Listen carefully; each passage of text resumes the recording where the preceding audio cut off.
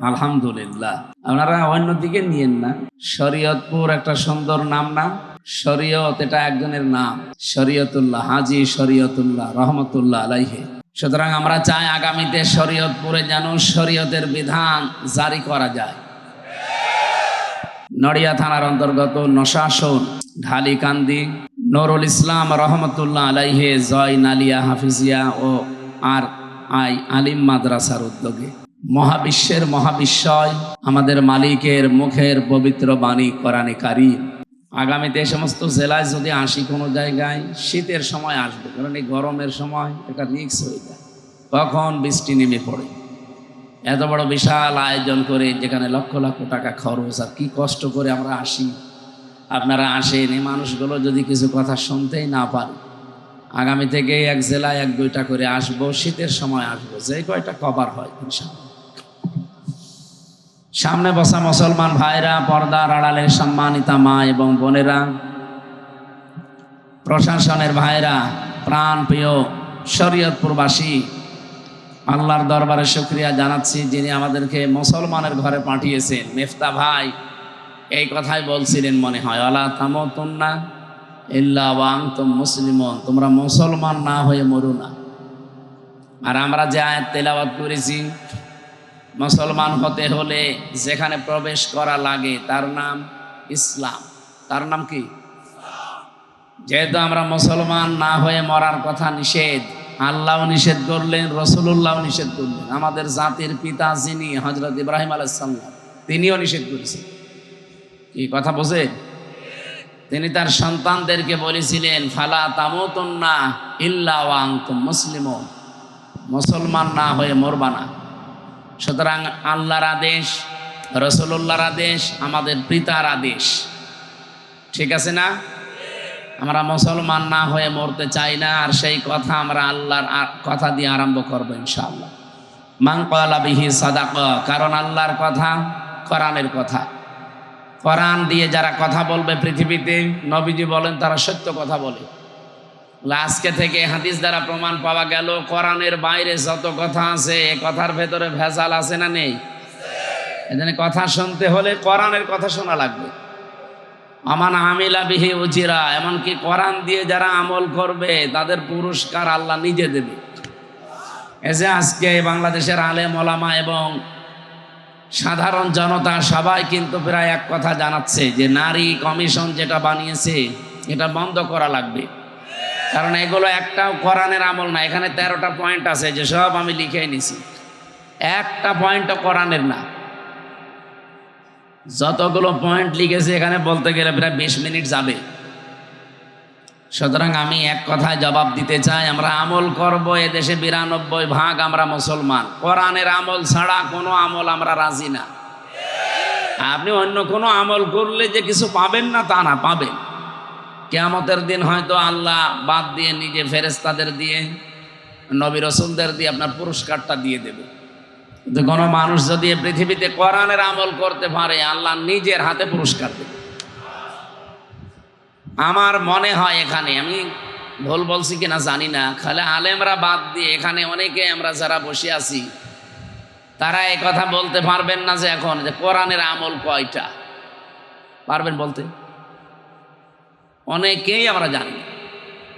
অথচ আমান আমিলা বিহি উজিরা, যারা কোরআন দিয়ে আমল করবে তাদের পুরস্কার আল্লাহ নিজে দেবেন। কারণ আল্লাহ যদি কোনো বিষয়ের পুরস্কার দেয়, কত দেবেন সেটা আমাদের এই হিসাবে নেই। এজন্য আমরা আল্লাহর হাত থেকে পুরস্কার নেওয়ার জন্য এই কোরআনে আল্লাহ আমল দিয়েছেন 500। কত? এগুলো আমাদের করা দরকার না? আমান হাকামা বিহি আদালা, বিশ্ব নবী বলেন কোরআন দিয়ে কেউ যদি বিচার করে, সে ন্যায় বিচার কায়েম করতে পারে। এই 54 বছরে আমরা কোরআনের বিচার দেখি নাই, এই জন্য ন্যায় বিচারও দেখি নাই। যদিও 15.5 বছরে শুধু মিথ্যার ঝুলি ছড়িয়েছে যে আমরা ন্যায় বিচার কায়েম করে ফেলেছি, ডাহা মিথ্যা কথা। এটা যে আমি নিজে প্রমাণ, ন্যায় বিচার যে ছিল না বিশেষ করে 15 বছরে, তার প্রমাণ আমি জিজ্ঞাসাও করি না, আমি নিজেই ভিকটিম। আমার 3টা বছর আপনি আটক করে রাখলেন কোন আইনের বলে বলেন? মামলা দিয়েছেন, দেন জামিন পাওয়া আমার অধিকার, কিন্তু মামলাটা আমার সিএমএম কোর্ট, জজ কোর্ট, হাইকোর্ট মিলে 30 বারের উপরে উঠেছিল, একবারও জামিন দেননি। তার মানে দেশে কোরআনের বিচার নেই, এই জন্য আমরা ন্যায় বিচার পাইনি, সব অবিচার পেয়েছি। আমার তো তাও 3 বছর গেল। আপনাদের জেলার সন্তান অপু সাহেব কত বছর ভেতরে ছিল বলেন? বাস্তবতা আপনি আন্দাজে বললে হবে। এ পৃথিবী বড় কঠিন অবস্থায় চলে গিয়েছিল শুধু কোরআনের বিচার না থাকার কারণে। যেহেতু আমার মনে হচ্ছে, আমার বিবেকেও বলে, আমার দেখা কথা যেটা, এই 15.5 বছরে যত মামলা দিয়েছে রাজনৈতিক ভাবে সবগুলোই মিথ্যা আর বানোয়াট সব। আমি নিজে যেহেতু ভিকটিমের জন্য বলছি, তারেক জিয়া সাহেবকে আপনি মিথ্যা মামলা দিয়ে 1-2 বছর না 8 বছর সাজা লাগিয়ে দিয়েছিলেন। প্রমাণে যে হয়নি, তাকে খালাস দিয়ে দিয়েছে আদালত। তার স্ত্রী ডাক্তার জোবাইদা রহমানকে 3 বছর সাজা দিয়েছিলেন, প্রমাণ করতে পারেননি, তারে ছেড়ে দিয়েছেন। ম্যাডাম খালেদা জিয়াকে 6 বছর সাজা দিয়েছিলেন শুধু রাগ করে। এই কথা বলছে না কেন? প্রমাণ করতে পারেননি, এখন তাকে খালাস অলরেডি দিয়ে দিয়েছেন। আমি চাই এই 15.5 বছরে যারাই ভেতরে আছে, মিথ্যা মামলা নিয়ে, মিথ্যা সাক্ষী নিয়ে একজনও যেন ভেতরে আর না থাকে। বাবর ভাইকে ছেড়ে দিয়েছেন, গিয়াসউদ্দিন মামুন সাহেবকে ছেড়ে দিয়েছেন, জাকির খানকে ছেড়ে দিয়েছেন। আমি আলহামদুলিল্লাহ আরো ছেড়ে দেন। আমরা চাই এটিএম আজহারুল ইসলামকেও ছেড়ে দেওয়া লাগবে। এ কথা শুনলে অনেকের আমার চুলকানি ওঠে। না না মানে তার যে সাক্ষ্যের ভিত্তিতে আপনি আটক করে রেখেছেন, একটা সাক্ষী নাকি দেখেছে 6 কিলোমিটার দূর থেকে, একজন 3 কিলোমিটার, একজন 1.5 কিলোমিটার, 6 কিলোমিটার দূর থেকে যে সাক্ষী দেখলো, ও কি বাস পাখি? ও পাওয়ার কত ছিল চোখের বলেন তো? এগুলো সব মিথ্যা বানোয়াট। শুধু একজন মানুষের হিংসার প্রতি হিংসার শিকার হয়ে দেশের হাজারো মানুষের জীবন নষ্ট হয়ে গেছে। সব চাইতে আশ্চর্য এবং কঠিন লাগে যাদের আয়না ঘরে রেখে দিয়েছিল তাদের জন্য। আপনি নিজেকে একটু দাঁড় করান তো ওই জায়গায়। একটা জীবিত মানুষ, এদিকে 3.5 হাত, এদিকে 2.5 হাত, সামনে টয়লেট দেওয়া, 1-2 মিনিট, 5 মিনিট, 10 মিনিট, 2-3, 5 দিন না, কেউ 8 বছর, কেউ 10 বছর, কেউ 12 বছর পড়ে আছে। আপনি খালি শুনছেন, নিজেকে ওই জায়গায় দাঁড় করিয়ে বলেন কত কঠিন অবস্থা তারা পার করেছে। আমিও মিনি আয়না ঘরে 10 দিন ছিলাম। আমি বের হওয়ার সময় দেখেছি দেওয়ালে এই যে আঙ্গুল এত বড় বড় হয়ে যায়, এগুলো দিয়ে খুশিয়ে খুশিয়ে কেউ দেওয়ালের সাথে লিখেছে যে বন্ধুরা, কেউ যদি বাইরে যেতে পারো এই নাম্বারটায় জানাবা যে আমি বেঁচে আছি। একটা মানুষ 8 বছর 10 বছর পড়ে আছে, ও জানে না এটা কোন বছর, এটা কোন মাস, এটা কোন দিন, কি বার, এটা তাও জানে না, আর কয়টা বাজে তো জানেই না। কারণ সূর্যের আলো আমিও 10 দিন 1 সেকেন্ডের জন্য দেখি নাই। কখন সূর্য ওঠে, কখন দিন হয়, রাত হয়, কোনো আওয়াজও সেখানে যায় না, মাটির নিচে। আপনার শুনতেই আমার মনে হচ্ছে রিমান্ড চলাকালীন আমাকে এরকম একটা চেয়ারের ওপরে নিয়েছিল, কিন্তু বসাইনি। বলছে এই যে সেই চেয়ার, হাত এভাবে লাগিয়ে দিল। আমার আগে ছাত্র দলের এক ভাইকে চট্টগ্রামে বাড়ি, ওনার এই আঙ্গুলগুলো সব তুলে ফেলেছিল। চেয়ারে নাকি বসিয়ে দেয় ভাবে। আমারে বলছে হুজুরে, যে মেশিন দিয়ে আমরা নখ তুলি, এমন একটা কায়দা করা মেশিন, এখানে শুধু হাতে লাগিয়ে দেবে, পায়ের সাথে লাগাবে, মেশিনে টিপ দেওয়ার সঙ্গে সঙ্গে সব নখগুলো খুলে চলে আসবে। নখ খুলে আসলে তো হয় না, ওর ওপর আবার পাতলা মিহি ওই যে মোল্লা সল্ট, ওই লবণ ছিটিয়ে দেয়। আপনার হাতে ক্লিপ দেওয়া, পায়ের সাথে ক্লিপ দেওয়া, এ গলার এখানে একটা বেল্ট দেওয়া, আপনি নড়তেও পারবেন না, কালো কাপড় দিয়ে মুখটা পেঁচানো, হাতের সাথে আবার ডান্ডা বেড়ি লাগানো আছে। কাউকে যদি পেছনে দিয়ে, আমারে পেছনে দিয়েছিল, পেছনে হাত ডান্ডা বেড়ি দিয়ে ওই যে হ্যান্ডকাপ দিয়ে লাগানো, পায়ের সাথে ডান্ডা বেড়ি দিয়ে মাজায় দড়ি টাঙিয়ে 11 ঘন্টা ওরা রেখে দিয়েছিল। কি কিছুই না আন্দাজে। চেয়ারের ওপরে নাকি ওই ভাইকে বসে, উনি আমার পাশের ছেলে ছিলেন, বলছিল ভাই একবার টেপ দিল, ওরা বলছে একবারে নাকি 1 মিনিটে 120 বার ঘুরে। আপনি বলেন তো 1 মিনিটে যদি চেয়ারটা 120 বার ঘোরে, তো সেকেন্ডে কয়বার?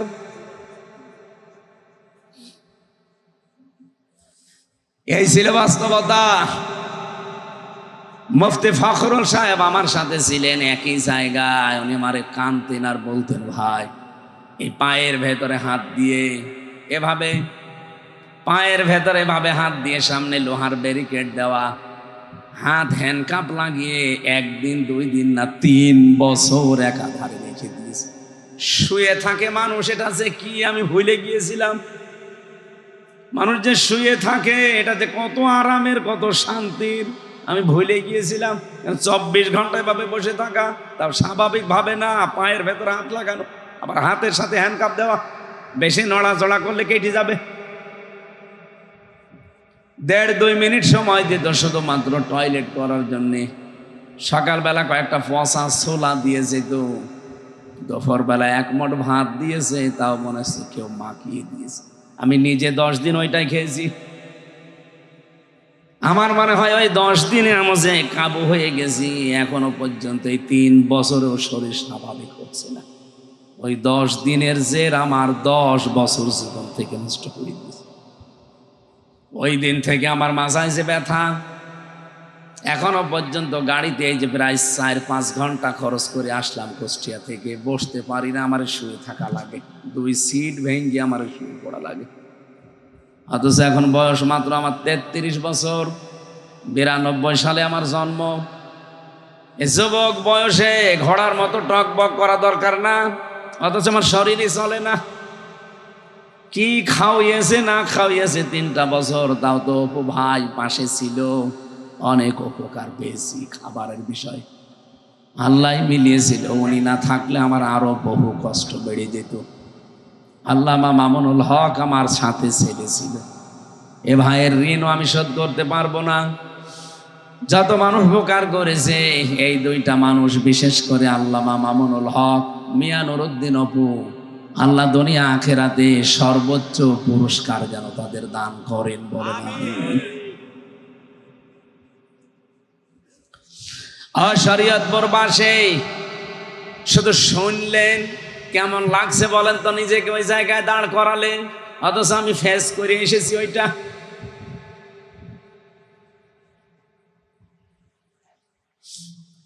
কোরআনের বিচার যতদিন এই জমিনে কায়েম করতে না পারবেন, আল্লাহর কসম এই জমিনে ন্যায় বিচারের আশা করা যায় না। নারী কমিশন যে 13টা পয়েন্টের উপরে কথা বললেন, তার একটা ছিল 7 নম্বরে এইটা, যে দেহ আমার, সিদ্ধান্ত আমার, এটা পুরা কোরআনে কারিমের বাইরে। 1500 বছর আগে আল্লাহ জানিয়েছেন, আলাহুল খালাক ওয়াল আমর তাবারাকাল্লাহু রাব্বুল আলামিন। সূরা আরাফের 54 নম্বর আয়াতের শেষের দিকে আছে, আল্লাহ পাক বলেন এই জমিন বানিয়েছি আমি, এখানে সিদ্ধান্ত চলবে কার? আরো জোরে বলেন। আপনি কোন কারণে কথা বলেন 92% মুসলমানের দেশে যে দেহ আমার, সিদ্ধান্ত আমার? দেহ আপনার মানে আমার যে 33 বছর বয়স, বলেন তো আমি 33 বছর আগে উল্লেখ করার মতো কিছু ছিলাম না? আমার বাবার বিয়ে হয়েছে 35 বছর, হয়তো আমি 1 বছর পরে দুনিয়ায় এসেছিলাম। বলেন এই 33-34 বছর আগে হামজা নামে আমার যে এখন অস্তিত্ব আছে, আমি বসে আছি, এটা কল্পনা করা যেত? রব্বুল আলামিন একটু স্মরণ করিয়েছে, কাইফা তাকফুরুনা বিল্লাহি ওয়া কুনতুম আমওয়াতান ফাআহইয়াকুম। কেমন করে মানুষ আমার সাথে কুফরি করে, আমার নাফরমানি করে, আমার সাথে অবিচার করে, মানুষ কি করে আমার বিধান মানতে চায় না, অথচ লোকটা মৃত ছিল, আমি নিজে তাকে জীবন দিয়েছি। বিজ্ঞান এখন আয়াত নিয়ে প্রমাণ করছে, এটা তাফসিরে কাবিরের ভেতরে পাবেন। আল্লামা ফখরুদ্দিন রাজি রহমতুল্লাহ আলাইহি উনি আয়াতের ব্যাখ্যা করতে গিয়ে লিখলেন যে আল্লাহ কাইফা শব্দটা না দিয়ে তো তাকফুরুনা বিল্লাহি ওয়া কুনতুম আমওয়াতান দিতে পারতেন। কেন কাইফা শব্দ আগে একবার ব্যবহার করলেন কেন? যারা এখানে বালাগাত মানতে পড়ায় অনেক আলেম বসে আছে, দেখবেন কাইফা শব্দটা প্রায় 7টা বা 11টা অর্থে আমি পেয়েছি। তার একটা অর্থ আছে কাইফা আল্লাহ ব্যবহার করেন ওই সমস্ত শব্দের আগে, ওই কথা বলার আগে যেই কথা আল্লাহ নিজেও বিশ্বাস করতে পারেন না, মানে আল্লাহরও বিশ্বাস হতে চায় না এরকম কোন কথা বলার আগে কাইফা বলা লাগে। বলেন তো এখন যদি কেউ বলে আমির হামজা 1 ঘন্টা আগে জেনা করে আসলো, আপনি বিশ্বাস করবেন? যারা চুপ করে আছেন আপনার কি মনে হচ্ছে যে আমি করে আসলাম? কি বুঝলেন এখান থেকে বলেন তো? যে আমার মতো একটা কাঠ মোল্লা, আমি কাঠ দিয়ে মনে হয় বানানো, আমার মতো একটা কাঠ মোল্লা এতটুকু হুজুর যদি জেনা করে এসেছে আপনি বিশ্বাস না করেন, আল্লামা দেলাওয়ার হোসাইন সাইদি জেনা করেছে এটা আপনি বিশ্বাস করেন কি করে? 1 কোটি হামজা এক জায়গায় করলে তার পশমের সমান খেদমত হবে। সে কোরআন মাথায় নিয়ে পর্যন্ত জানিয়েছিল যে 71-এর একটা কাদা আমার গায়ে লাগে নাই, আর আপনি তার উপরে মিথ্যা তহমত এমন দিয়েছেন, শেষে জেনাকার বানিয়েছেন। এই জন্য বারবার আমার জেলখানায় দেখা হয়েছিল, উনি আমাকে বলতেন হামজা আমি মারা যাব, শহীদ হব, কিন্তু এই বদনাম নিয়ে আমি মরতে চাই না যে জাতি জানবে আমি জেনাকার। আমি মরতে চাই কিন্তু আমি শহীদ হতে চাই, এই বদনাম নিয়ে আমি মরতে চাই না। শরীয়তপুরবাসী আমার মতো একটা ছোট মানুষকে এই অপবাদ দিলে আপনি বিশ্বাস করতেছেন না, অথচ কোরআনের পাখি 50টা বছর যিনি কোরআন প্রচার করলেন সারা দুনিয়ায়, তাকে এই মিথ্যা তহমত দেওয়ার পরেও অনেকে দেখে বিশ্বাস করে। রিমান্ডে আমি 10 দিনে অন্তত 8 দিন তাকে আমারের সঙ্গে সঙ্গে তারেও ওই অফিসাররা গালি দিত। আমারে গালি দিবেন দেন, আমার মামলা যদি রিলেটেড হয় দেন, আপনি সাইদি সাহেবকে টেনে এনে গালি দেন কেন? এই যে কোরআন শরীফ আমার সামনে, মোবাইলে মহিলা কণ্ঠ এমন ভাবে রেকর্ড করে এডিটিং করে ওনার কণ্ঠের সাথে লাগিয়ে, যেটা স্বামী স্ত্রীও বলে না এরকম নিকৃষ্ট কথা 8-10 মিনিট 15-20 মিনিট আমার শোনাতো। এই দেখ, তাও যদি ভালো ভাষায় বলে যে হুজুর দেখেন কি, এই দেখ তোর হুজুর কি করিস। অথচ বিসিএস ক্যাডার, এসপি, ডিসি, আমি চাই ডিসি নজরুল ইসলাম মোল্লা, ডিবির ডিসি মশিউর রহমান, আপনাদের এই পাশের জেলা গোপালগঞ্জের আসাদুজ্জামান, মনিরুল ইসলাম, একটাকেও যেন এখন যারা দায়িত্বে আছেন এগুলো একটাকেও ছাড়বেন না, এগুলো মানুষ না, এগুলো সম্পূর্ণ পুরা জানোয়ার। আর আমার মনে হয় কাউন্টার টেররিজমের এই ইউনিটটা তুলে দেওয়া দরকারের কোনো কাজ নেই। আন্দাজে মুসলমানদেরকে বিশ্বের সামনে জঙ্গি নাটক সাজানোর জন্য হাসিনা এদের বানিয়েছিল, সেইটাই ওরা করেছে। জঙ্গি যে নেই তার প্রমাণ বাংলাদেশে 9 মাস। আপনি বলেন তো একটা জঙ্গি 9 মাসে ধরা পড়েছে? কোথায় পেয়েছেন ভণ্ডামি? এখন যিনি ডিএমপির কমিশনার শেখ সাজ্জাদ হোসেন, উনি 2-3 দিন আগে এটা জানিয়েছে বাংলাদেশে জঙ্গি বলে কিছু নেই, সবগুলো ওদের সাজানো নাটক। আমি ওনারে বললাম যে স্যার কি? আমরাও জানি না। তা আপনি জানেনই না, আর আপনি মামলা অলরেডি দিয়ে দিয়েছেন, যে তাও 1 জেলা না সারা বাংলাদেশের নাকি আমি প্রধান, আমার শরীরই চলে না আর আমি প্রধান হয়ে পড়িস না।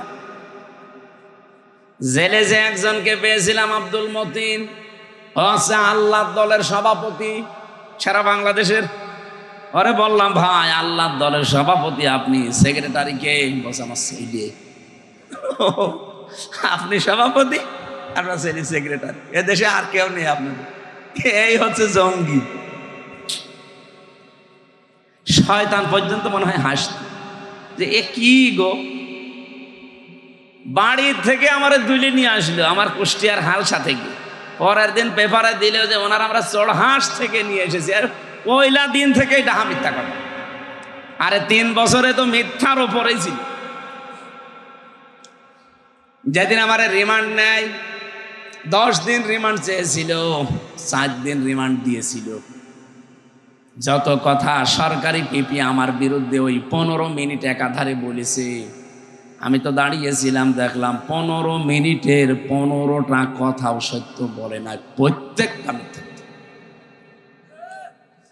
আমি আবার বলছি, এই কমিশন এটা বাদ দেওয়া লাগবে। আজকে বাংলাদেশের সব আলেম ওলামা মুসলমানেরা এই দাবি জানিয়েছে, আমরাও এই দাবি জানাতে চাই। নীতিমালা না, এ কমিশনই বাদ দিয়ে দেন। ওদের দরকার কি কমিশন তৈরি করা? কমিশন তো আল্লাহ কোরআনে 1500 বছর আগে বানিয়ে দিয়েছে। আইন তৈরি করার ক্ষমতা পৃথিবীর কারো? বলেন বলেন, এটাকে আমি বানালাম? সূরা আলে ইমরান 4 নাম্বার পারা 4 নাম্বার লাইনের 154 নাম্বার আয়াতের মাঝের অংশে আছে, ইয়াকুলুনা হাল্লানা মিনাল আমরি মিন শাইইন। হে নবী, মানুষ যদি আপনাকে বলে যে আমরাও কোনো নিয়ম নীতি আইন কানুন তৈরি করতে পারি, আপনি বলেন কুলিন্নাল আমরা কুল্লাহু লিল্লাহ। না, আইন তৈরি করবে শুধুমাত্র কে? আরো জোরে বলেন, বলেন। আইন এই দুনিয়ায় কেউ তৈরি করতে পারে? কিরণ ভাই প্রথমে কথা বলার সময় বলেছে যে দুনিয়া আখিরাত মিলে আপনি কথা বলবেন, আমরা শুনতে চাই। আপনি আগে শোনেন, যদি না মানেন ওটা আপনার ব্যাপার।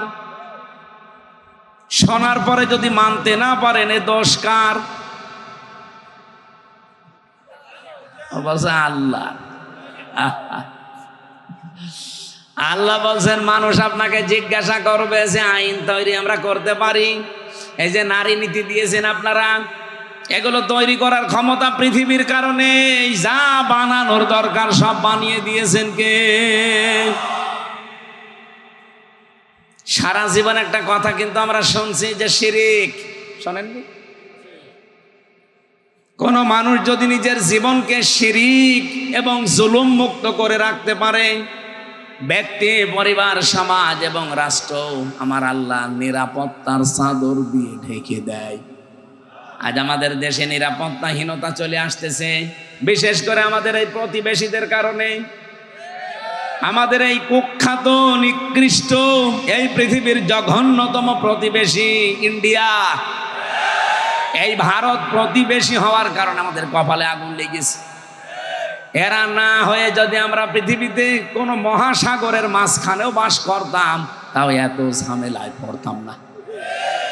এই 54 বছরে আমরা দাঁড়াতে পারি না শুধুমাত্র এই কোলাঙ্গার প্রতিবেশীদের কারণে। এত মিথ্যা কথা যে ওরা বলে। এই যে কিছুদিন আগে মাইক্রোসফট রিপোর্ট দিয়েছে 257টা দেশ নিয়ে। 257 দেশের রিপোর্ট আমি পড়ে দেখলাম, তামাম পৃথিবীতে সব চাইতে বেশি মিথ্যা তথ্য সরবরাহ করে ভারত। কলকাতার এক সাংবাদিক আছে না, মলম সাংবাদিক, কি জানো না, ময়ূখ। আমার মনে হয় ওরা যদি আমি সামনে পাই, 1 হাত না 2 হাত দিয়ে চড়ব। ওই শয়তানের একবার মুসলমানি দেওয়া দরকার। এত মিথ্যা কথা আর বানিয়ে বানিয়ে কথা বলতে পারে শয়তান। আমার মনে হয় এই বাংলাদেশের হকারও অত নিকৃষ্ট না। কথা বলেন না কেন? হকাররা তো তাদের ঔষধ বিক্রি করার জন্য বিভিন্ন সময় একটু আউল ফাউল বলে, ওর মতো বলেন। ও যত মিথ্যা কথা, যত মিথ্যা তথ্য পরিবেশন করে। 54টা বছর আমরা দাঁড়াতে পারি নাই শুধু এদের এই মিথ্যা তথ্যের কারণে। সারা পৃথিবীর মডলদেরকে ওরা জানিয়েছে আমাদের দেশে নাকি সাম্প্রদায়িক দাঙ্গা তৈরি হচ্ছে, এই দেশে জঙ্গি মাথা ছাড়া দিয়ে উঠতেছে। হঠাৎ করে নারী কমিশন এই বিষয়গুলো কেন সামনে এনেছে? কেউ না বুঝলে দেশের আলেমরা বুঝে ফেলেছে। সারা দুনিয়া এখন দেখছে দেশটা ইসলাম এবং মুসলিম যারা, এ মানুষগুলো এখন উঠতেছে উপরে। আগস্টের 5 তারিখের আগে এই দেশে 100 জনের 15 জন মানুষ বলতো আমরা ইসলাম চাই। কতজন? মাত্র 15 জন। 100 জনের 15 জন। তার ভেতরে হাশেমি সাহেব হয়তো একজন। কি আপনি জিজ্ঞাসা করেন? 100 জনের ভেতরে যদি 15 জন এই দেশে ইসলাম চায়, আব্দুর রব হাশেমি একজন। এক কথা বলা লাগবে। এখনকার জরিপ বের করেন, বাংলাদেশে এখন 100 জনের কমপক্ষে 77 জন মানুষ বলছে আমরা ইসলাম চাই।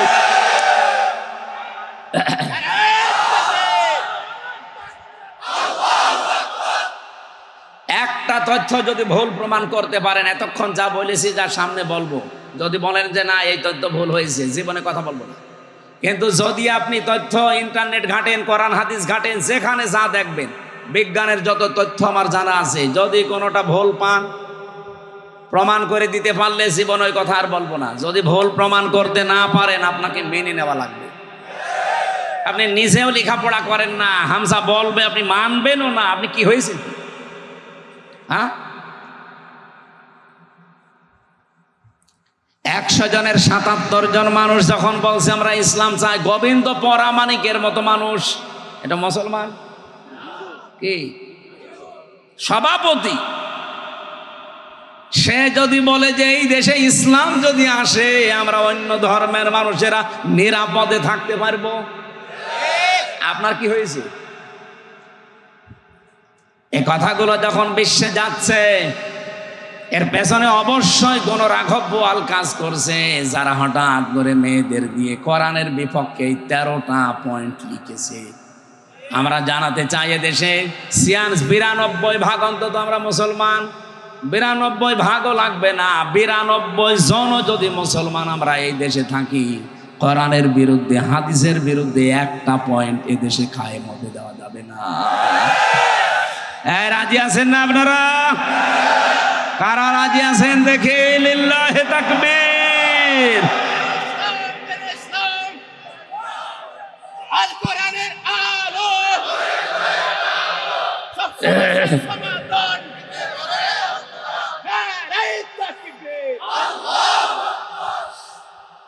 শরীয়তপুরবাসী, আমি যে কথা তুলেছিলাম, আল্লাহ কাইফা শব্দটা ব্যবহার এমন কেন, এমন ভাবে করলেন, আলেমদেরকে বলছি। এবার আমি নিজে যেহেতু পড়ে এসেছি সেইটা শোনাচ্ছি। আল্লাহরও বিশ্বাস হতে চাই না যে হামজা এটা করতে পারে। আল্লাহ বলো না তো মৃত ছিল, বাবার স্ফলিঙ্গ দিয়ে দ্রুত গতিতে যখন ওই পানিটা ওর বাবার নাপাক পানিটা যখন বের হয়ে এসেছে, ফালিয়ানজুরিল ইনসানু মিম্মা খুলিক খুলিকা মিম্মা দাফিক ইয়াখরুজু মিন বাইনিস সুলবি ওয়াত তারাইব। আয়াতের মাঝে একটু খেয়াল করেন তো, আল্লাহ পাক ইয়াখরুজু মিন বাইনিস সুলবি ওয়াত তারাইব দিয়েছেন। সুলবুন 1 বচন, তারাইব বহু বচন। এদিকে তাকান, কোন দিকে তাকিয়ে আছে? সুলবুন 1 বচন দিলেন, তারাইব বহু বচন দিলেন। বাংলা অর্থ বলছি, সুলবুন বলা হয় পুরুষের লজ্জা স্থান, আর তারাইব বলা হয় মেয়েদের লজ্জা স্থান।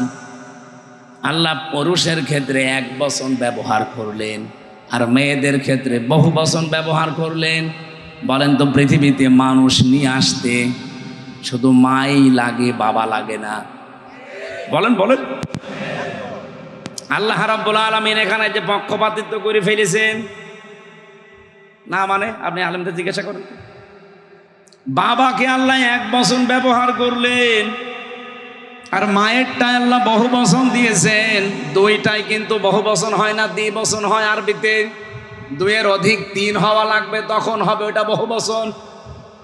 আল্লাহ রাব্বুল আলামিন এটা এই কারণে দিয়েছেন, এই পৃথিবীতে হামজা এ পর্যন্ত আসতে আমার বাবার যা কষ্ট হয়েছে মায়ের কমপক্ষে 3 গুণ কষ্ট বেশি হয়েছে। বিজ্ঞান প্রমাণ করছে পানিটা যখন মায়ের রেহেমের ভেতরে যায়, এটা যে আল্লাহ 4টা জিনিস তৈরি করে, চুল, রগ, হাড় আর পর্দা। মায়ের রেহেমের ভেতরে যে নাপাক পানিটা আছে, ওই পানি দিয়ে আল্লাহ 4টা জিনিস বানায়, রক্ত, গোশত, চর্বি আর চামড়া। 4 8টা জিনিস এক হলেই মানুষ হবে না।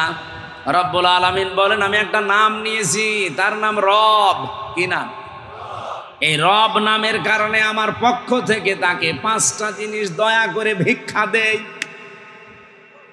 এই জন্যে কায়ফা দিয়েছি, আমি নিজে তোরে ভিক্ষা দিলাম এই 5টা: শ্রবণ শক্তি, দর্শন শক্তি, বাক শক্তি, আকেল শক্তি আর ঘ্রাণ শক্তি। এই তথ্য পাবেন সূরা নমল, এই নাহাল 14 নম্বর পারা, 14 নম্বর পৃষ্ঠা, 13 নম্বর লাইনের 78 নম্বর আয়াতের মাঝের অংশে আছে ওয়াজআলা লাকুমুস সামআ ওয়াল আবসারা ওয়াল আফইদা ইলা আখির আয়া। আল্লাহ পাক বলেন আমি যদি এই 5টার একটাও কম দিতাম দুনিয়ায় আসতে, কিন্তু পূর্ণাঙ্গ হয়ে না, অপূর্ণাঙ্গ হয়ে। আল্লাহ বলেন যদি শ্রবণ শক্তি আমি না দিতাম দুনিয়ায় আসতে কালা হয়ে, কালা আসে না? যদি দর্শন শক্তি না দিতাম দুনিয়ায় আসতে কিন্তু অন্ধ হয়ে। কিরণ ভাইকে বলছি যে তো ভালোবাসি আপনাকে, আপনি বলেন তো আপনার মা আর বাবা 2 জন মিলে আপনাকে 4টা জিনিস নাই দিল, বাকি যে 5টা জিনিস খেয়ে দিয়েছে।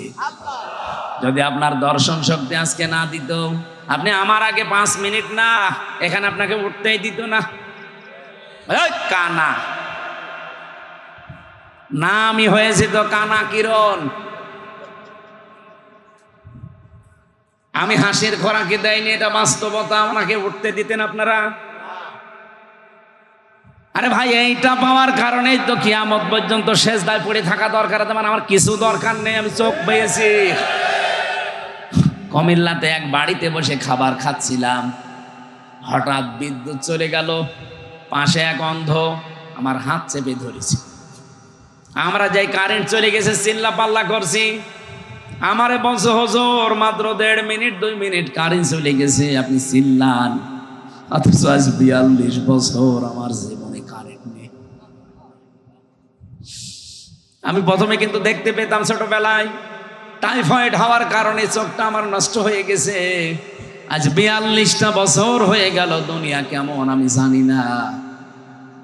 এমনকি ওই দিন অন্ধ আমার একটা তথ্য জানিয়েছে যে আপনারা যারা চোখওয়ালা মানুষ, আপনারা তো এমনিতেই দেখতে পান, ঘুমিয়ে থাকলে স্বপ্নেও কিছু দেখেন, কিন্তু আমরা যারা অন্ধ তারা ঘুমিয়ে থাকলেও দেখি না, শুধু একটা আওয়াজ শুনি।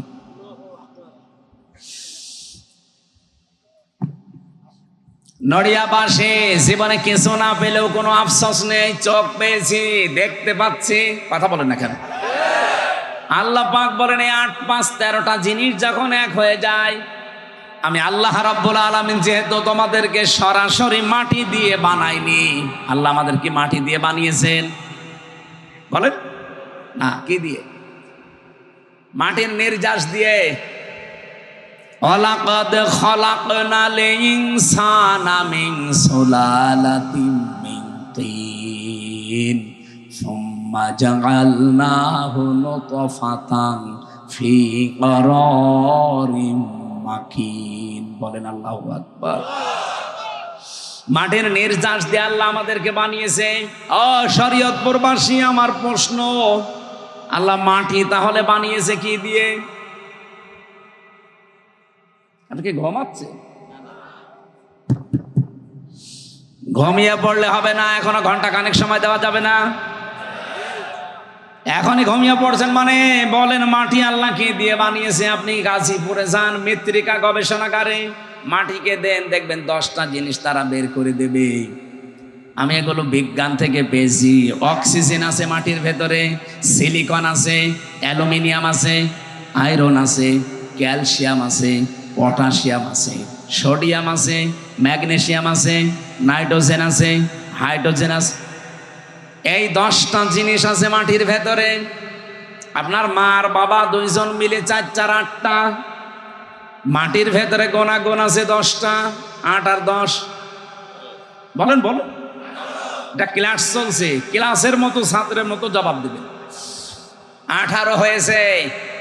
আপনি এখন এই তথ্যটা 3.5 হাত বডির ভেতরে যা পাবেন, 5.5 কেজি রক্ত পাবেন, 9768 প্রকার চামড়া পাবেন এই 3.5 হাত বডির ভেতরে। এক একটা জায়গায় 360টা জোড়া পাবেন, বিভিন্ন জায়গায় জয়েন্ট দেওয়া আছে। এই যে যতটুকু জায়গায় এই আঙ্গুলের ভেতরে 153টা রেখা আছে। এই পৃথিবীর সবচাইতে আশ্চর্য বিষয়, দুনিয়া তৈরি হওয়ার পর থেকে আজকের এই দিন, এখান থেকে কিয়ামত পর্যন্ত সবকিছু যদি মিলে যায়, মানুষের এইটা মিলবে না। আল্লাহ পাক বলেন 8 আর 10 যেহেতু হয়েছে 18, মানুষ তৈরি করতে কমপক্ষে 23টা উপাদানের প্রয়োজন হয়। আমার আল্লাহ নিজের পক্ষ থেকে আমি বললাম কয়টা? 5টা। বলেন বলেন। 18 আর 5 23টা। এই 23টা জিনিস যখন পরিপূর্ণ হয়ে যায়, ফেরেশতারা তখন বলে, আল্লাহ এর ছেলে বানাবো না মেয়ে বানাবো? সিদ্ধান্ত দেয় কে? আপনি যে বললেন আমার শরীর আমার সিদ্ধান্ত, কোথায় পেয়েছেন আপনি? আপনার কোনো সিদ্ধান্ত চলবে না, সিদ্ধান্ত যা দেওয়ার ওই সে শুরু আরম্ভ করেছেন সিদ্ধান্ত দেওয়াকে। ওয়াল্লাযী ইউসাউবিরুকুম ফিল আরহামি কাইফা ইয়াশা। সূরা আলে ইমরান 3 নম্বর পারা 9 নম্বর পৃষ্ঠা 6 নম্বর লাইনে 6 নম্বর আয়াতের প্রথম অংশে আছে, তিনি সে আল্লাহ যিনি মায়ের রেহেমের ভেতরে তোমাদের আকার আকৃতি তৈরি করেন। এটা কারো কাছে জিজ্ঞাসা করে আল্লাহ করেছেন? বলেন বলেন। কারো কাছে জিজ্ঞাসা করা লাগে নাই, উনি যা ইচ্ছা তাই সিদ্ধান্ত নিয়ে করেছেন। সুতরাং এই সমস্ত আইনগুলো সব ভাওতা, বানানো আইন, এগুলো সব বাতিল করা লাগবে। আমার দেহ আমার সিদ্ধান্ত, এটা কুফরি কথা, এটা আল্লাহর সাথে শিরিক। বলেন না কেন? যেহেতু আমরা নিরাপত্তা হারিয়ে ফেলছি, প্রতিবেশীদের কাছ থেকে এখন নিরাপত্তা আমরা নেই, আর ওদের কাছ থেকে নিরাপত্তায় কেউ নেই। ওদের সাথে মালদ্বীপের মিল নেই। যে কয় আমার সাথে যে হুজুর ছিল মালদ্বীপে, এরপরে শ্রীলঙ্কায়, ওদের পাশাপাশি যত দেশ আছে আপনি দেখেন, একটা দেশ ওদের কাছে নিরাপদ না। মালদ্বীপ নিরাপদ না, শ্রীলঙ্কা নিরাপদ না, ভুটান নিরাপদ না, পাকিস্তান নিরাপদ না, আফগানিস্তান নিরাপদ না, মায়ানমার নিরাপদ না। আমরা হালকা নিরাপদ ছিলাম, বুবু ছিল, বুবু নেই। আমরা বুবু চলে যাওয়ার পর থেকে আমরা নিরাপত্তায় ভুগতেছি। আমার ভাইরা, আল্লাহ রাব্বুল আলামিন সূরা আনআম 82 নম্বর আয়াত 7 নম্বর পারা, এটা 17 নম্বর পৃষ্ঠার প্রথম নম্বর লাইনে আছে। কি করে নিরাপত্তা পাওয়া লাগে আর নিরাপত্তা দেবে কে, এই কথাটা তিনি জানিয়েছেন। আল্লাযীনা আমানু ওয়া লাম ইয়ালবিসু ঈমানাহুম বিযুলমিন উলাইকা লাহুমুল আম ইলা আখির আয়াত। আল্লাহ পাক বলেন, পৃথিবীতে যারা ঈমান আনবে, ঈমানের দাবি অনুযায়ী, ঈমানের সাথে কোনো দিন তারা নিজের ঈমানের সাথে জুলুম এবং শিরিক, এখানে জুলুম মানে শিরিক, এটা যারা মিশ্রণ করবে না, উলাইকা লাহুমুল আমন, আমি আল্লাহ নিজে বলছি, এই মানুষগুলোই নিরাপত্তার হকদার। আমাদের নিরাপত্তা রাশিয়া দিতে পারবে না, আমাদের নিরাপত্তা আমেরিকা দিতে পারবে না। এই কথা বলছেন না কেন? আমাদের নিরাপত্তা দেশের কোন দল দিতে পারবে না, আমাদের নিরাপত্তা দিতে পারে শুধুমাত্র কে? এই জন্য আল্লাহর নিরাপত্তা পাওয়ার জন্য বাংলার জনগণ, এটা রেকর্ড হচ্ছে, সারা দুনিয়া চলছে এখন লাইভে। সবাইকে বলছি, নিরাপত্তা যদি সত্যি পেতে চান, তাহলে ঈমানের সাথে কোনোদিন জুলুম শিরিক মিশ্রণ করা যাবে না। এখন শিরিক কি? সারা জীবন তো শুনছি শিরিক, শিরিক কি? এটা শিরক বিল জাত হয়, শিরক বিল সিফাত হয়, শিরক বিল ইখতিয়ার হয়, শিরক বিল হুকুক হয়। আপনি শ্রেণী বিন্যাস করবেন, দেখবেন হাদিসের কিতাবে তাফসীরের বর্ণনা আমি 120 প্রকার পর্যন্ত পড়েছি। এক কথায় জবাব দিচ্ছি শোনেন, শিরক হচ্ছে আল্লাহ যেটা পারে ওইটা অন্য কেউ পারে, এই কথা বিশ্বাস করার নাম শিরক। আমি যে একটা আগে বললাম যে আমার দেহ আমার সিদ্ধান্ত, এটা শিরক, কারণ আল্লাহ যেটা পারে আপনি ওইটা বলেন। আমি আয়াতের দলিল দিয়েছিলাম না, সূরা আরাফের 54 নম্বর আয়াতের শেষের দিকে আছে আলা লাহুল খালকু ওয়াল আমরু, সৃষ্টি যার, সিদ্ধান্ত আরো জোরে বলেন। এটা যদি আপনি 100 ভাগ বিশ্বাস করে থাকেন কোরআনের আয়াতকে, এদিকে তাকিয়ে এখনই সিদ্ধান্ত পাল্টাবেন। এই বাংলাদেশে যারা এই কথা বলে ক্ষমতার উৎস জনগণ, ওরা আল্লাহর সাথে শিরিক করছে। এই শিরিকে আছেন কারা? হাত তোলেন তো। একজন, ওর মাথার মনে তার কাটা আছে। না, এই কোন দিকে তাকিয়ে আছে? আজকে সিদ্ধান্ত পাল্টানো লাগবে। আপনি মানতে পারেন না সেটা আলাদা, কিন্তু এই কথা বিশ্বাস করা লাগবে যে জনগণ সমস্ত ক্ষমতার উৎস নয়। ক্ষমতার উৎস কে? আরো জোরে। এইরকম আয়াত পড়া কোরআনে 918 জায়গায় আছে যে ক্ষমতার উৎস আমি আল্লাহ। বিভিন্ন কায়দায় আল্লাহ আমাদেরকে বোঝাতে চেয়েছেন, অথচ সেইটা আমরা অনেকে উল্টিয়ে ফেলেছি। এবার আমি আর একটা দিকে যাই। জমিন যেহেতু বানিয়েছে আল্লাহ, হুকুম ও চলার ক্ষমতা আল্লাহ দিয়েছে, আল্লাহ ছাড়া কারো হুকুম চলবে? সুতরাং এই বাংলাদেশে যারা আল্লাহর কোরআনের আইন বাদ দিয়ে অন্য কারো আইন প্রতিষ্ঠা করার চেষ্টায় আছেন, আপনি শিরিক করছেন। আর শিরিক যারা করে তারা মুশরিক। মুশরিকদের জন্য জান্নাত হারাম, জাহান্নাম ওয়াজিব। এই শেষেরটা আমি বানালাম। হ্যাঁ, কোথায় আছে আন্দাজে? সূরা মায়েদা 6 নাম্বার পারা 19 নাম্বার পৃষ্ঠার 12 নাম্বার লাইনে আছে ইন্নাহু মা ইউশরিক বিল্লাহ ফাকাদ হারামাল্লাহু আলাইহিল জান্নাহ ওয়া মাওয়াহুন নার। যারা শিরিক করবে দুনিয়ায়, 1 নম্বরে শাস্তি তাদেরকে কোনো দিন আমি আল্লাহ জান্নাতে দেব না, জান্নাত হারাম। 2 নম্বরে তাদের জন্য আশ্রয়স্থল হবে জাহান্নাম। বলেন নাউজুবিল্লাহ। বাংলার মানুষের আমি আপনাদের বাঁচাতে চাই, আল্লাহর কসম, আমার নিজের কথা, বাবার কথা না। আপনি শিরিক করে মারা যান, হামজা না, হামজার বাবা দিয়ে দোয়া করালেও আপনি জান্নাত পাবেন না। অনেকে মনে করে যে 20টা গরু জবাই করে দিলাম জান্নাত পাবো না, মানে জান্নাত আপনার বাবার নাকি? 20 টাকার 20,000 গরু জবাই করলেও হবে না। নবীজির নিজের আপন চাচা সারা জীবন যে নবীকে কালে কোলে নিয়ে, কাঁখে নিয়ে, পিঠে নিয়ে, মাথায় নিয়ে, চুমা দিয়ে মানুষ করেছে, আবু তালেব। এই লোকটা যেদিন মারা যাচ্ছিল, নবীজি গেলেন, মাথার কাছে হাত দিয়ে বললেন, ইয়া আম্মি আবি তালিব লা ইলাহা ইল্লাল্লাহ হাজ্জুল্লাকা ইনদাল্লাহি ইয়াউমাল কিয়ামা, রাহুল বুখারী। হে চাচা, জোরে বলা লাগবে না, শুধু আমার কানের কাছে মুখটা নিয়ে আস্তে করে বলেন লা ইলাহা ইল্লাল্লাহ মুহাম্মাদুর রাসূলুল্লাহ বলা দরকার নেই, ওটা আমি মেনে নিলাম, শুধু আল্লাহর স্বীকৃতিটা দেন। আপনি যদি জোরে দিতে ভয় পান, আস্তে করে বলেন আমার কানের কাছে। অতবা সাহেবা, আবু জেহেল, আবু সুফিয়ান শুনেছে, ডাক দিয়ে বলে নেতা পড়বা। সারা জীবন বাপ দাদার ধর্ম মানলে, এখন বাপ ভাতিজার নতুন ধর্ম অনুসরণ করে কলঙ্কিত হবা। মানুষ তোমারে কাপুরুষ বলবে, ভীরু বলবে। আবু তালেব ওই দিন বলেছিল, ভাতিজা আমাকে মাফ করে দিও, তোমার এই কালেমা আমি পড়তে পারলাম না। নবীজির মন খারাপ হয়ে গেল। সঙ্গে সঙ্গে জিবরাইল সূরা কসসের 56 নাম্বার আয়াতটা নিয়ে হাজির হয়ে গেলেন। ডাক দিয়ে বলে, হে নবী, আপনি মন খারাপ করেন কেন? ইন্নাকা লা তাহদি মান আহবাবতা ওয়ালাকিন্নাল্লাহা ইয়াহদি মাইয়াশা।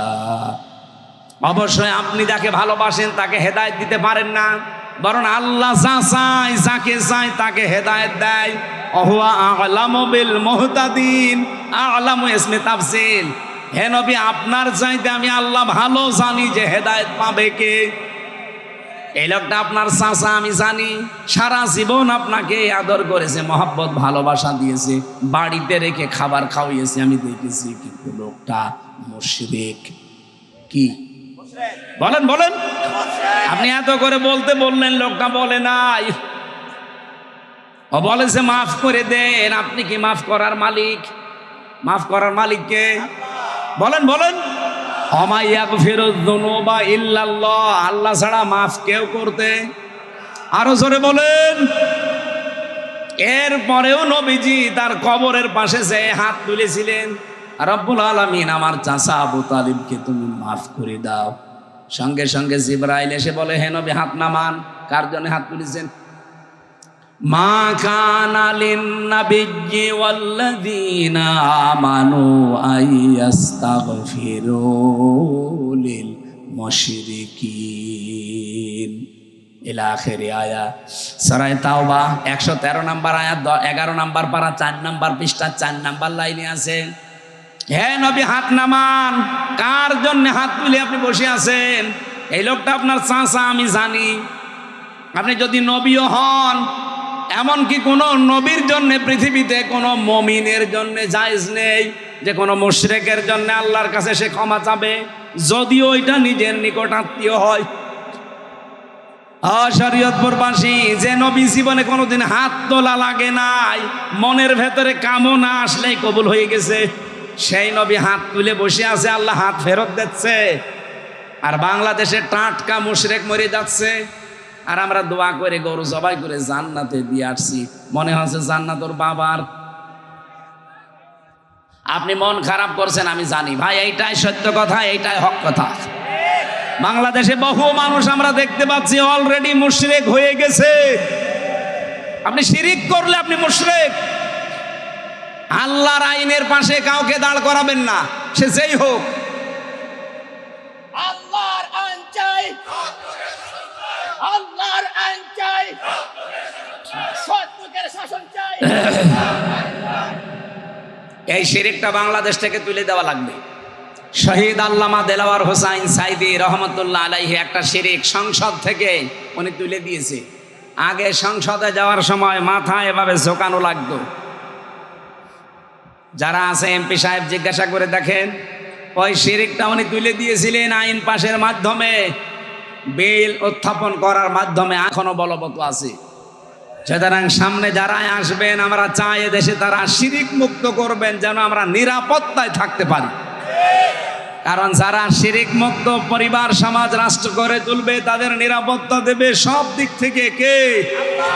যতই ওরা শক্তিশালী হোক, কিচ্ছু করতে পারবে না।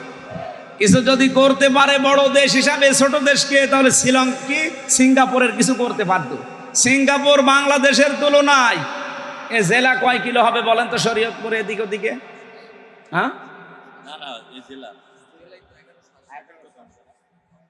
কমপক্ষে 170 কিলো হবে না এদিক ওদিকে। অথচ সিঙ্গাপুর পুরা আমি ঘুরে দেখেছি মাত্র 42 কিলোমিটার। এইদিক ওইদিকে মাত্র 42 কিলো, তাও সাগরের মাঝে একটা দ্বীপ। এতটুকু একটা দেশ, তামাম দুনিয়ায় 10টা দেশের 257টা দেশের ভেতরে তারা 10 নম্বরে আছে। মানে সব দিক থেকে তারা এত উপরে কেন?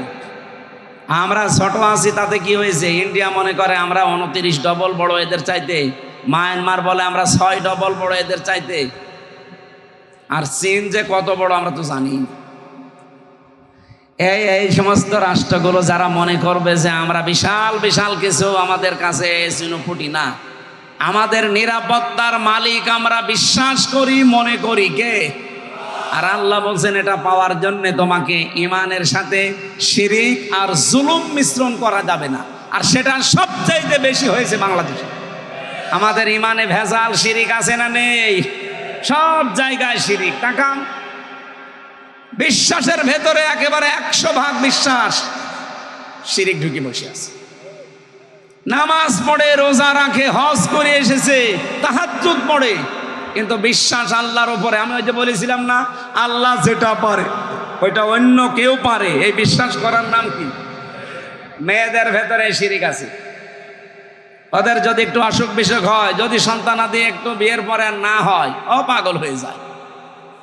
হুজুরের কাছে যাবে, আপনাদের সুরেশ্বরী তো আল্লাহর ওলি বসে আছে, এরপরে পাশে এই যে আটরসি বসে আছে, চলে যাচ্ছে সেখানে বউ নিয়ে। বলে বাবা কিচ্ছু চাই না, কি চাও? ছেলে চাই।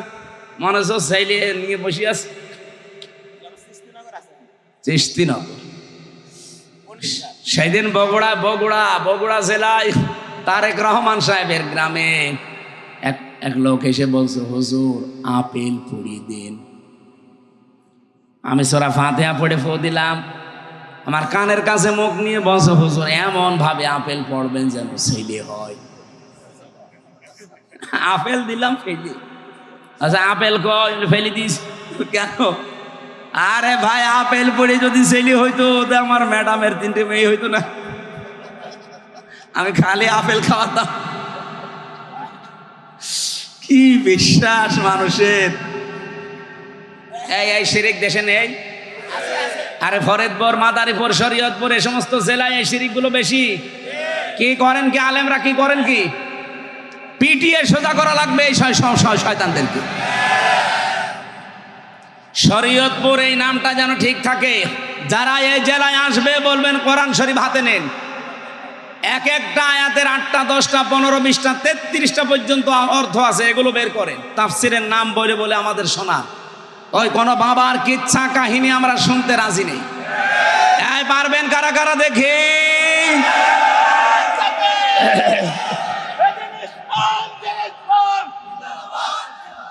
আল কোরআনের আলো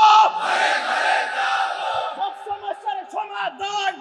ঠিক আছে সম্মানিত ভাইরা, আমরা যে কথা তুলেছিলাম সে কথার সারমর্ম এই, অমান আমিলা বিহি আদালা কি অমান হাকামা বিহি আদালা। কোরআন দিয়ে যারা বিচার করতে পারে তারা ন্যায় বিচার করতে পারবে। 54 বছর আমরা কোরআনের বিচার দেখেছি? দেখি নাই, একটাও দেখি নাই। যদি দেখতে পারতাম আপনি বাংলাদেশকে মিনি জান্নাত দেখতে পারতেন। আমি বাইরের দেশগুলোতে গিয়েছি, কোরআনের আইন নেই, শুধু আইন আছে, তাই তাদের দেশে তো শান্তি। এই যে মালয়েশিয়া, সিঙ্গাপুর, থাইল্যান্ড এই সমস্ত দেশে কোরআনের আইন নেই 100%, মালয়েশিয়াতেও নেই, কিন্তু আইন যা আছে ওই আইনগুলোর প্রয়োগ আছে। এত শান্তি সেখানে বসবাস করে, অথচ 54 বছরও আমরা আজ পর্যন্ত দাঁড়াতে পারলাম না। মালয়েশিয়া 2004 সাল থেকে দাঁড়িয়ে গেছি। কয় বছর হয়? 21 বছরে দাঁড়িয়ে গেল, আর আমরা 54 বছরও দাঁড়াতে পারিনি। এত মারিং কাটিং করলে দাঁড়াবো কি করি বলেন? এত মেরে খেলে দাঁড়াবো কি করি? আমি যে হাদিস পড়েছিলাম, হাদিসের বাংলা কি বলবো? আবার নিজের দিকে টেনে নিয়েন না। আমি হাদিস বলছি, এই দোষ নবীজির নাকি না? মানে আমি তো অ্যাডভার্টাইজ করছি, মানে দাগা মালাই সালাহ ফালাইসা মিন্না।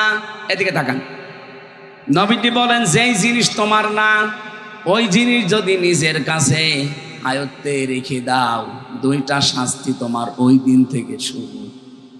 1 নাম্বারে ফালাইসা মিন্না, এই যে মাঝখানে ফা আছে, যারা আলেম আছে জিজ্ঞাসা করেন তো ফা না দিলেও অর্থ কিন্তু হয়ে যায়, লাইসা মিন্না বললেও অর্থ হয়ে যাবে, ফা দিলেন কেন?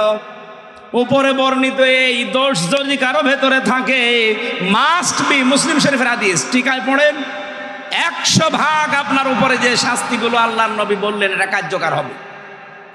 কি কি পাপ? কি পাপ? হচ্ছে যেই জিনিস আপনার না ওইটা যদি আপনার নিজের আয়ত্তে নিয়ে নেন। আপনার জিনিস না, আপনি নিজের আয়ত্তে ওইটা রেখে দিয়েছেন, ওই দিন থেকে ফালাইসা মিন্না, আপনি নবীর উম্মত আর নেই। বলেন এই 15.5 বছরে যে জিনিসের মালিক আপনি ছিলেন না সেই জিনিস আপনার আয়ত্তে নিয়েছেন এমন মানুষ নেই? আমার নিজেরটাই তো 32 লাখ টাকা নিয়েছে প্রশাসন আমার কাছে, আমার বাবার কাছে, ধরার পরে 10 লাখ নিয়েছে।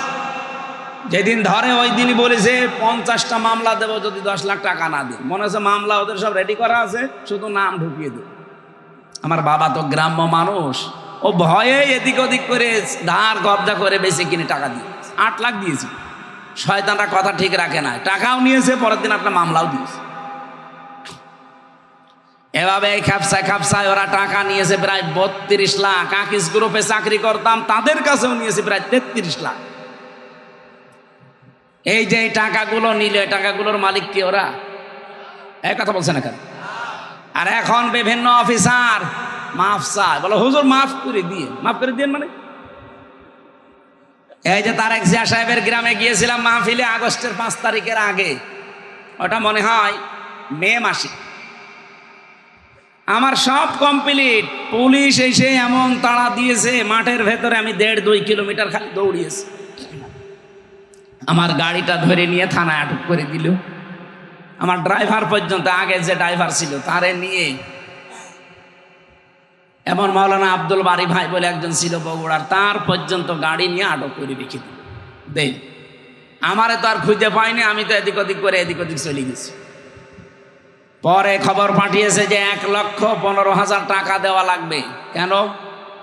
না দিলে এমন কিছু দেব যে আবার আপনি জেলে যাবেন। কি গো, কেবল বের হয়ে আসলাম 3 বছর পর, আমার এখনো ঘাস শুকায়নি।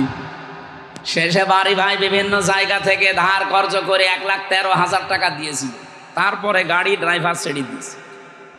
এই আগস্টের 5 তারিখের পরে তো সব উলট পালট হয়ে গেছে। আর বগুড়া তারেক জিয়ার জন্মস্থান না, ওখানে যা ছিল ওই দিনই পাল্টিয়েছে। ও তো পালিয়েছে ওসি, পরে একেবারে পাল্টিয়ে দিয়েছে সেই টেকনাফে, কক্সবাজারে। আমি সেদিন সিরাজগঞ্জে মাহফিল করে গোল চত্বরে বসে আছি, কিভাবে খবর পেয়েছে জানি না। এসে আমারে বলছো হুজুর আসসালামু আলাইকুম, কে আপনি? বলছে আমি সেই ওসি আবুল কালাম আজাদ। আরে ভাই আপনারই খুঁজতেছি, আসেন। কি হুজুর, ওই যে সেই টাকা নিয়েছিলাম মাফ করি। মাফ তো করবো, আগে টাকা ফেরত দে। মাফ তো আমি করতে, আমি একেবারে 2 পা খুলে বসে আছি, আপনার মাফ করে দিলাম, খালি টাকাগুলো ফেরত দেন। বলছে আমার নামে বিভাগীয় মামলা হয়েছে, আমার ট্রান্সফার করে দিয়েছে, আমি খুব ঝামেলায় আছি, আপনি কোনো মাহফিলে যেন বলে ফেলেন না, তাহলে আমি ওখানেও থাকতে পারবো না। টাকা কবে দেবেন বলে? সময় নিল 7 দিন, 1 লাখ টাকা ফেরত দিয়েছে। আর বলছে 13,000 টাকা আপনি মাফ করে দিয়েন, আমি মিষ্টি খাবো না। ঠিক আছে যা। বাংলাদেশে পুলিশ টাকা ফেরত দেয়, এটা মনে হয় ইতিহাস।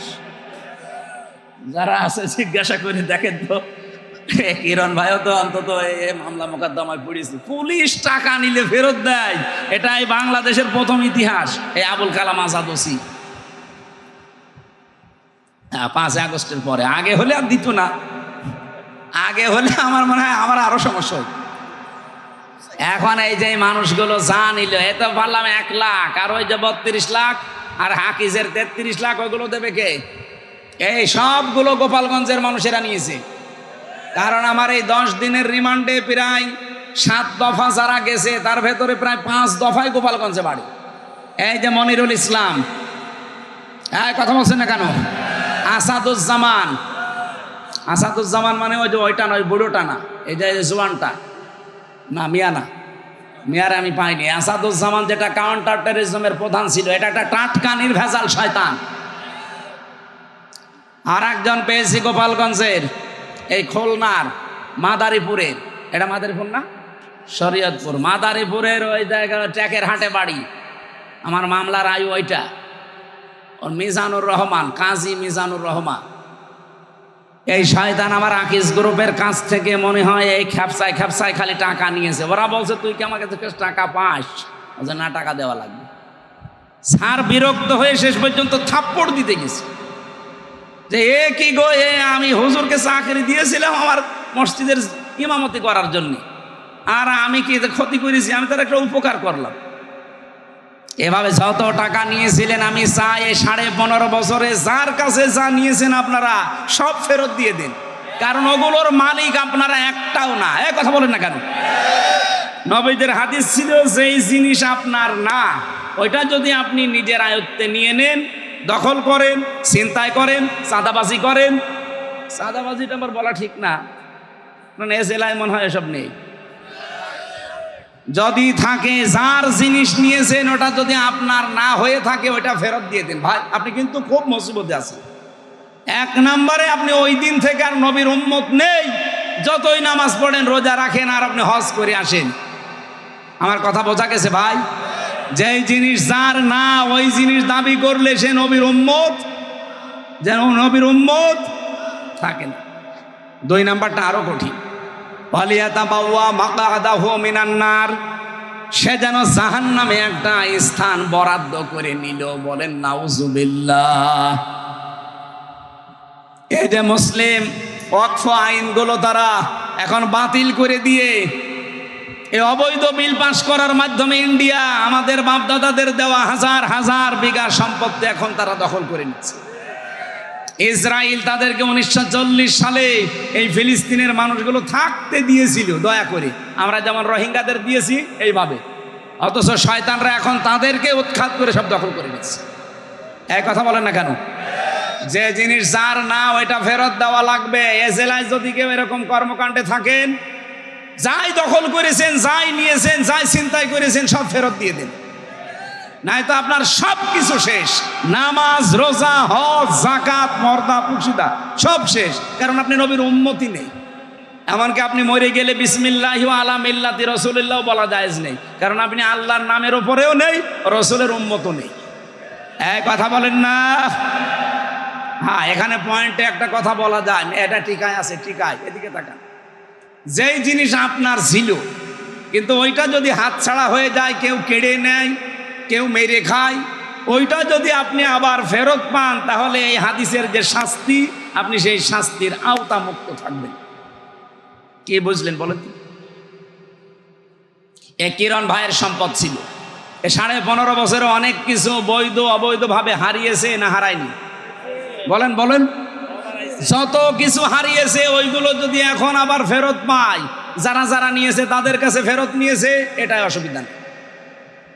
কিন্তু যেই জিনিস ওনার না, ওইটা যদি উনি জোর করে নিয়ে আসে যে বাবা শাহজালাল সব হালাল, তাহলে উনি কিন্তু আর নবীর উম্মত থাকতে পারবেন না। ইসলামী ব্যাংক যাদের ছিল তারা ফেরত পেয়েছে। এই কথা বলেন না কেন? ইসলামী ব্যাংকে আপনার বাবার, আপনি বানিয়েছিলেন, যার বাবার যারা বানিয়েছে মাথার ঘাম পায়ে ফেলে তারা আবার ফেরত পেয়েছে। এই জায়গায় ফতোয়াবাজি করবেন না ভাই। অনেকে বলে যে না এটাও ছিনতাই করেছে। কে ছিনতাই করেছে? যারটা সে ফেরত পেয়েছে। এই 15.5 বছরে যে যা হারিয়েছেন ওইটা যদি ফেরত পান, একেবারে আল্লাহর নাম নিয়ে খাবেন, কোনো অসুবিধা নেই। আমার ভাইরা, হাদিসের শেষ পয়েন্ট ছিল এটা, ওয়ামান দাআ ইলাইহি হাদা। কেউ যদি হেদায়েতের উপরে থাকতে চায়, সে যেন মানুষকে কোরআন দিয়ে ডাকে। ওয়ামান দাআ, এখানে টান আছে, ওয়ামান দাআ ইলাইহি হাদা, এখানে টান আছে। আপনি যদি হেদায়েতের উপরে থাকতে চান, ও বাংলার মানুষেরা কান খাড়া করে শোনেন, এই পৃথিবীতে হেদায়েতের উপরে থাকতে চাইলে কোরআন দিয়ে মানুষকে ডাকা লাগবে। এখন কোরআনের ডাক বাংলাদেশে আছে না নেই? সপ্তাহ চলছে, কোরআন দিয়ে মানুষকে আমরা ডাকছি, আসেন। আমার বাবার আদর্শের দিকে আসা লাগবে না, আমার ভাইয়ের আদর্শের দিকে আসা লাগবে না, আপনি কোরআনের আদর্শের দিকে আসেন। কথা বলেন না কেন? কারণ আমি ডাকি আল্লাহর কোরআনের দিকে। 2 দিন 5 দিন না, 1 মাস ব্যাপী, 1 বছর ব্যাপী, সারা জীবন ব্যাপী। কারণ আমি হেদায়েতের উপরে থাকতে চাই। এই বাংলার জমিনে যারাই মনে করবেন যে আমি হেদায়েতের উপরে থাকতে চাই, আপনাকে কোরআন দিয়ে ডাকা লাগবে। হ্যাঁ, এটা যদি আপনার কাছে রাজনীতি মনে হয়, এইটাই আমার রাজনীতি। এটা যদি মনে হয় ধর্ম ব্যবসা, হ্যাঁ এইটাই আমার ধর্ম ব্যবসা। বহু মাদ্রাসা এরকম ওলট পালট শিক্ষা দেওয়া হয় যে না এসব কিছু করার দরকার নেই, আগে পড়ো, আগে লেখো। আমি পড়ালেখা তো মাস্ট বি করবই। বিশ্বনবী কোরআন দিয়ে ডাক দিয়েছেন, আর আল্লাহ এটা ফরজ করে দিয়েছেন, বাল্লিগ মা উনজিলা ইলাইকা মির রাব্বিক। হে রাসূল, আপনি তাবলীগ করবেন, প্রচার করবেন যেটা আপনার উপরে আল্লাহ নাজিল করেছিলেন। বাল্লিগু আন্নী ওয়ালাউ আয়া, একটা আয়াত জানা থাকলে মানুষের কাছে পৌঁছিয়ে দাও। এই নির্দেশগুলো কি নফল না ফরজ? এখানে যারা মুফাসসির মুহাদ্দিস আছে বলেন বাল্লিগ আর বাল্লিগু, নবীজির কথা বাল্লিগু আর আল্লাহর কথা বাল্লিগ। আমর দিয়েছেন, this is my order, so follow. আল্লাহ বলছেন আমি আদেশ করলাম, আমি যা নাজিল করেছি ওইটা মানুষের কাছে প্রচার করো। আর নবীজি বললেন বাল্লিগু, একা একা না, সবাই মিলে প্রচার করো। এই কর্মসূচি তো এখন পৃথিবীতে আমাদের হাতে নেওয়া লাগবে। যে যতটুকু জানি ওইটাই প্রচার করা লাগবে মানুষের কাছে। কিসের কথা? কোরআনের। বলেন বলেন। কারণ আমি হেদায়েতের উপরে থাকতে চাই। ফাকাদ হুদিয়া ইলা সিরাতিল মুস্তাকিম। নবীজি বলেন, কেউ যদি কোরআন দিয়ে মানুষকে ডাকে আর এই ডাকে যারা সাড়া দেয় তাকে আল্লাহ সিরাতে মুস্তাকিম, জান্নাতের রাস্তা নসিব করে দেবে। এই হাদিসটার উপরে আমল করার তৌফিক কামনা করছি, বলেন আমিন। আমরা বলেছিলাম যে ইসলামে উনি বলছিলেন ওয়ালা তামুতুন্না ইল্লা ওয়া আনতুম মুসলিমুন, মুসলমান না হয়ে মরবা না। আর আমার আলোচনা, আপনি মুসলমান হতে হলে ইসলামে প্রবেশ করা লাগবে।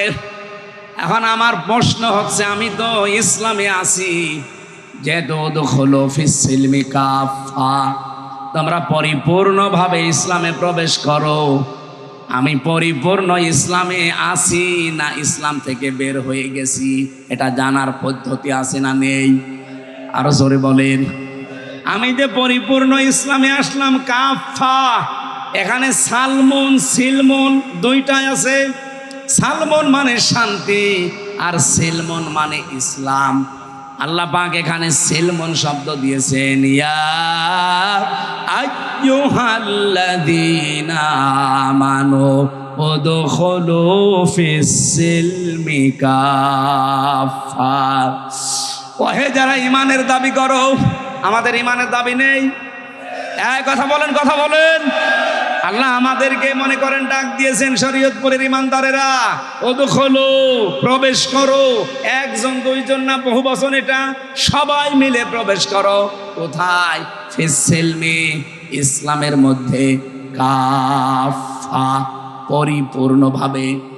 আমি আবার প্রশ্ন করছি, আমি ইসলামে পরিপূর্ণ প্রবেশ করেছি, এ কথা অর্থ করলে কয়টা দাঁড়ায়? 5টা। বলেন বলেন। এটা আমি তাফসির থেকে যেটা নোট করেছিলাম সেটা বলছি। আপনি যে ইসলামে পরিপূর্ণভাবে প্রবেশ করেছেন, প্রমাণ হবে প্রথম নাম্বারে আপনি আত্মসমর্পণকারী হবেন। আপনি এবার দিয়ে যে জীবনে মিলান, সব জায়গায় আপনি আত্মসমর্পণ আল্লাহর বিধানের সামনে করতে পারছেন। যেগুলো আপনার কাছে ভালো লাগে, আপনার উপকার লাগে, ওইগুলো করেন। যেগুলো করলে ওই কারণের মতো, জাকাত দিতে গেলে আমার অনেক সম্পদ চলে যাবে, তখন আর মানতে চাই না। কথা বলে না কেন? 2 নাম্বারে আপনার প্রত্যেকটা কাজে ইখলাস লাগবে। আমি নাম ধরেই বলছি, এবার আপনার মন খারাপ হয় হোক। এই পৃথিবীতে যার ভেতরে যত বেশি ইখলাস পয়দা হবে, তার দ্বারা দুনিয়ায় এমন সূক্ষ্ম সূক্ষ্ম জিনিস আল্লাহ বের করে দেবে যেটা আপনার কল্পনায়ও নেই। আপনাকে দুনিয়া বিমুখ হওয়া লাগবে এবং ইখলাস পরিপূর্ণ তৈরি করা লাগবে প্রত্যেকটা কাজে। তাহলে ইসলামে আর পরিপূর্ণ প্রবেশ করেছেন বলে প্রমাণ হবে। আমিরে জামাত ডাক্তার শফিকুর রহমান হাফিজাহুল্লাহ আমার সাথে জেলে উনি 4 দিন ছিলেন। আমি বোঝার জন্য বলছি, এই লোকটার ভেতরে আমি ইখলাস পেয়েছি, আল্লাহর উপরে তাওয়াক্কুল, ভরসা পেয়েছি এত বেশি। আপনি দেখেছেন তার ইখলাস, আমি নিজে প্রমাণ করেছি। কিন্তু আমি না, 1 চুল পরিমাণ তারে নড়তে দেখি নাই। আমি হাদিয়া দিয়েছিলাম। আমি মনে করলাম ব্যক্তিগত কাজে খরচ করবে, মসাবা করে হাদিয়া দেওয়ার সঙ্গে সঙ্গে টাকা দেখেও নাই, কি দিচ্ছি তাও না, নিয়ে সঙ্গে সঙ্গে উনি দিয়ে দিল। 5-এ যে আছে বলে খরচ করে ফেলেন। আর আমরা যত বড় নাম বলেন আমাদের, বাকি আমি কাউকে পাইনি এভাবে। দুনিয়ার এই যে মহাব্বতটা, এটা যত বেশি আপনি দূরে সরিয়ে রাখতে পারবেন, দুনিয়া বিমুখ যত বেশি হতে পারবেন, তত বেশি আমার আল্লাহ আপনার ভেতরে ইখলাস পয়দা করে দেবে। সাংবাদিক প্রশ্ন করছে, এত ভালো আপনারা, এত বছর দল করেন, ইসলামে মানুষ আসে না কেন? এ দেশে ইসলাম ক্ষমতায় যায় না কেন? উনি জবাব দিয়েছেন, দেখেন, মুয়াজ্জিনের দায়িত্ব আযান দেওয়া। সবাই কি মুয়াজ্জিনের ডাকে নামাজে আসে? বলেন না কেন? এখন দোষ কি মুয়াজ্জিনের না যারা আসে না তাদের? ডাক তো আমরা ঠিকই দিই, আপনি না আসলে আমি কি করব? আমি করতে পারতাম যদি আমার হাতে ব্যাকআপ থাকতো, ক্ষমতা থাকতো। আমার গ্রামে একটা জেনা করেছিল, নারী আর পুরুষ। বিচার আমি তো এখন জেলে যাইনি, 20 সালে। আমি তো 21, 22, 23 এগুলোই ছিলাম ভেতরে। ওই আগের বছরে আসলো, আমি ফতোয়া চাচ্ছে যে ফতোয়া দে, যেহেতু মুফতি ফতোয়া দেওয়া লাগবে। ফতোয়া দিলাম যে জেনাকারীর শাস্তি হচ্ছে যদি প্রমাণ হয় 4 জন সাক্ষী পাওয়া যায়, 4 জন না 50 জন মিলে দেখিস। এখন শাস্তি হচ্ছে তারে মাটির ভেতরে পুঁতে ফেলবেন, বুক পর্যন্ত পাথর দিয়ে ইট দিয়ে মেরে সঙ্গে সার করে মেরে ফেলবেন। এ ফতোয়া দেওয়া পর্যন্ত আমার শেষ। আমি যদি ওটা দুনিয়ার মানুষকে বলতাম যে কার্যকর করেন, তো আমার মনে হয় ওই মহিলাকে সঙ্গে সার করার আগে আমার সঙ্গে সার করে ফেলত। পুলিশ আমার ওই দিন ধরে নিয়েছে, বলতো না যে হুজুর আপনি ফতোয়া দেবেন, দেন, কার্যকর করতে গেলেন কোন কারণে? এদেশে কোরআনের আইন চলে। কি বলতাম আমি? সঙ্গে সার ওই মহিলারা বাদ দিয়ে আমার শুরু করতো না? বলেন বলেন। কিন্তু আমার হাতে যদি আইন থাকতো, ক্ষমতা থাকতো, আমি যদি ওই জায়গায় বসার পাওয়ার নিয়ে থাকতে পারতাম, যার রায় দিয়েছিলাম ওটা কার্যকর করে দম নিতাম। এই কথা বলেন না কেন?